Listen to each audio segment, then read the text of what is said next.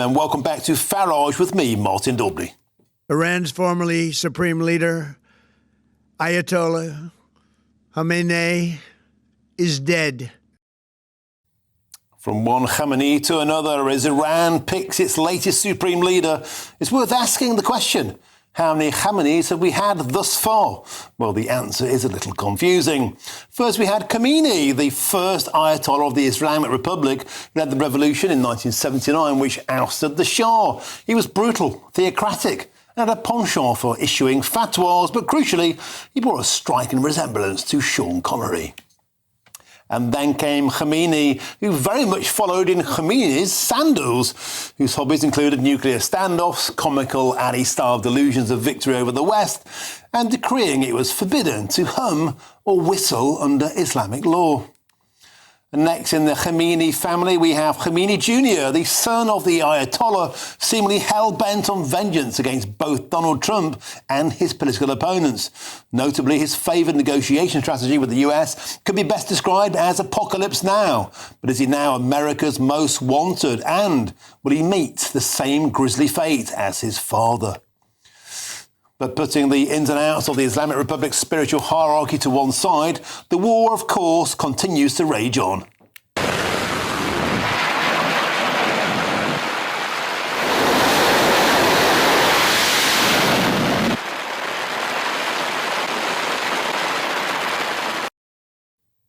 Amidst all this epic fury, the price of oil has surpassed $100 a barrel for the first time since Russia's invasion of Ukraine, prompting concerns about the knock-on effects of fuel to such an extent that the AA today has advised the public to drive less to cope with the surges. Now, the US President Donald Trump has said this is a price worth paying, but will US voters agree? And meanwhile, embarrassment has sunk to new depths today for the British government as, after Donald Trump told Keir Starmer he was too late in potentially sending an aircraft carrier, we've learned today the HMS Prince of Wales has now emerged it could need an escort from, of all countries, the French. Now, none of this is to mention the fact that HMS Dragon remains anchored in Portsmouth 6 days after the Prime Minister announced it would head to the region, while a French aircraft carrier has already arrived in Cyprus. We've been rescued by the French and the Germans in a total inversion of history. Well, joining me now to unpick all this is the former Israeli ambassador to the United States, and that's Michael Oren. Michael, welcome to the show. It's a pleasure to have your company. Here's what most people don't realise. Your personal data isn't just floating around. It's being bought and sold every single day by data brokers. That means employers, strangers, scammers, and even criminals can access it. And that's how identity theft, fraud, and harassment starts. Now, sure, you could try removing it yourself, but it takes hours of forms and emails, and even then, it usually pops right back up. That's why this video is brought to you by Incogni. Incogni contacts data brokers on your behalf and demands your information is deleted from their databases, and they keep on doing it to make sure it stays gone. And they've just launched an unlimited plan with custom removals. So if your info appears on some random website, you can paste the link and their privacy team will personally work to get it taken down. It's simple. Click the link in the description, create your account, give permission, and they handle the rest. Head to incogni.com/GB News. And with the code GB News, you can get a huge 60% off an annual plan. Click the link in the description or scan the QR code now. It works out at less than a coffee a month. It's also totally risk-free for 30 days. Take back control of your personal data today with Incogni. And a big thanks to them for supporting the channel.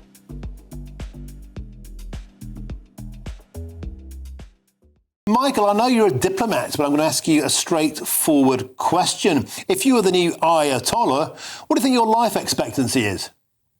Good to be with you, Martin. Not particularly long. I wouldn't put a lot of money on it. Listen, it's a matter not of the personality, but of his policies. If his policies are the same policies of his father, and the man that his father succeeded, then he's going to be a target. And that's legitimate. His father and he talk about the destruction of my country, Israel, destruction of the United States, the conquest of the Middle East, making nuclear weapons, making ballistic missiles that can kill and blow up an entire neighborhood.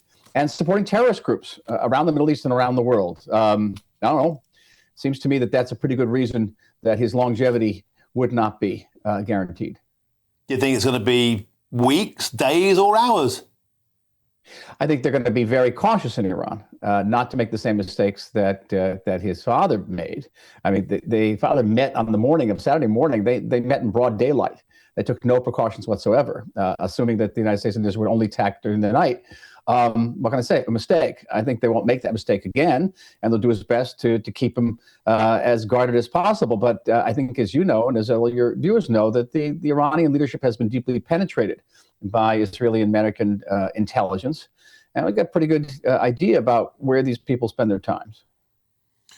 But Michael, it's also worth pointing out that he already hated America, he already hated Israel, he already hated Britain. And then his father was killed, his mother was killed, relatives were killed. He'll be a pathological hater of the United States and Israel. And surely the Israelis can't tolerate a simple continuity Islamist Ayatollah. Surely he's got to go. He's got to go, but listen, if he goes, someone's going to come in and just be the same as he does. The Iranians, at the end of the day, I don't think they care all that much. You can sink their navy, you can blow up half their cities, but in order to win, they only have not to lose. And that way they're very much like Hamas. If they come out of the ground at the end and make the V sign, then they've won. And the only way you can assure long-term victory is by keeping the pressure up. It doesn't always have to be military pressure. You can have a very hard naval blockade, so not a drop of oil gets out of Iran, and you'll dry them up. So you got to think, the president said it's going to take 4 or 5 weeks. We here say a couple of weeks too, but I think that's really referring to the rather intense period of the combat. Long term, you have to think about, hey, there may not be a popular uprising in Iran so quickly. There may not be a revolt within the army or the IRGC so quickly. And you got to say, okay, you want to rid the world of this true evil. You got to think in long-term policy. Michael, may I ask you about your take on the international reputation, the damage done to it of the United Kingdom during this farcical response? Now, today we had the deeply humiliating situation where it was Emmanuel Macron who was greeted as a hero in Cyprus, the Charles de Gaulle turning up in the waters of Cyprus. Our aircraft carriers, meanwhile, are heading north on a pointless training exercise. The HMS Dragon moored, anchored, impotent off the coast of Portsmouth. How damaged, do you think, by all of this situation has Britain's reputation been? It's not so much a reputation. You got to figure that Donald Trump is not going to show a tremendous amount of respect to the prime minister's decision, or even to the French. The French are there in strictly a defensive capacity. They're not participating in the combat. Right now, the United States has only one truly dependable military ally, and that's the state of Israel. That's the willing to pick up a gun and go fight. I think the bigger problem here is deterrence. What's the message that Britain is sending to its enemies around the world? That you can be the largest state sponsor of terror in the world.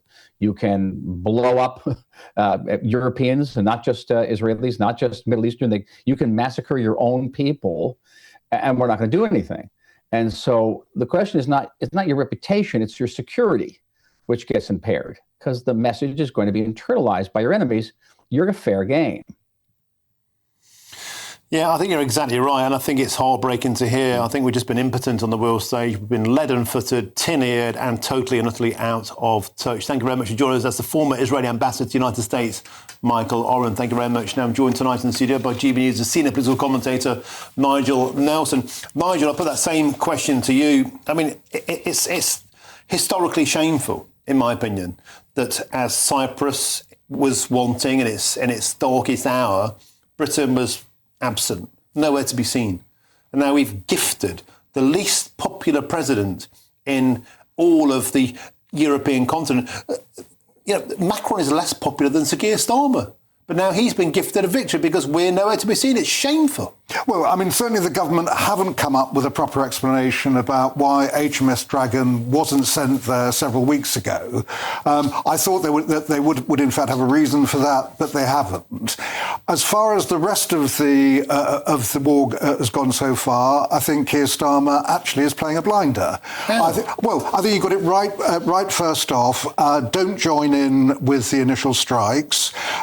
Then join with the subsequent strikes because they were defensive, and that was after we were attacked. How's that helped Cyprus? How's that helped Israel? Well, the battlefield. It's not a question of actually helping Israel or even Cyprus. We didn't know Cyprus would be attacked, but the moment that Cyprus wasn't abundantly clear. No, it wasn't clear. We didn't. No one knows when a war starts. They have unpredictable consequences. Nigel, for 7 or 8 weeks minimum, we've been covering the build-up of the American Armada. We knew there was going to be a war. How could this government not sort of cotton on to the fact it might be a good idea to deploy aircraft to the Med? Well, I mean, they did it. They were deploying extra resources there and certainly extra aircraft.